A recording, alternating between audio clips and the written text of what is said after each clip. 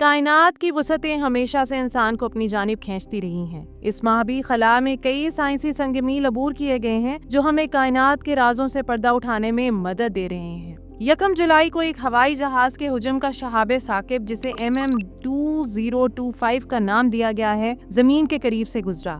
یہ تقریباً 36 میٹر چوڑا تھا اور چاند کے فاصلے سے 3 گنا سے زیادہ دور 1.29 ملین کلومیٹر کے فاصلے پر گزرا۔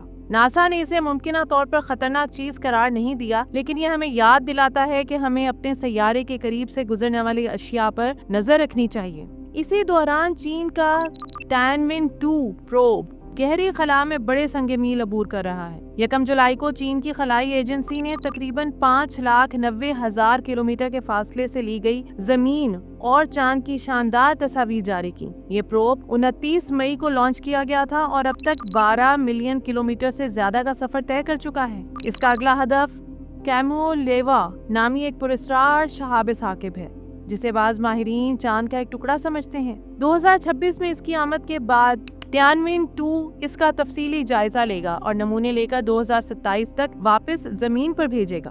2025 کا موسم گرما راکٹ لانچ کی سرگرمیوں میں ریکارڈ ساز ثابت ہوا ہے۔ اسپیس ایکس نے جولائی کے اوائل میں اپنا 500واں فالکن 9 مشن مکمل کیا، جو دوبارہ استعمال ہونے والے راکٹس کی ٹیکنالوجی میں ایک بڑی کامیابی ہے۔ خلا میں سیٹلائٹس کی مرمت اور مینوفیکچرنگ میں بھی اہم پیش رفت ہو رہی ہے، جو خلائی صنعتوں کے لیے نئے دروازے کھول رہی ہے۔ کائنات کے رازوں کو جاننے کا یہ سفر جاری ہے اور ہر نئی دریافت ہمیں اپنے وجود کے بارے میں مزید گہرائی سے سوچنے پر مجبور کرتی ہے۔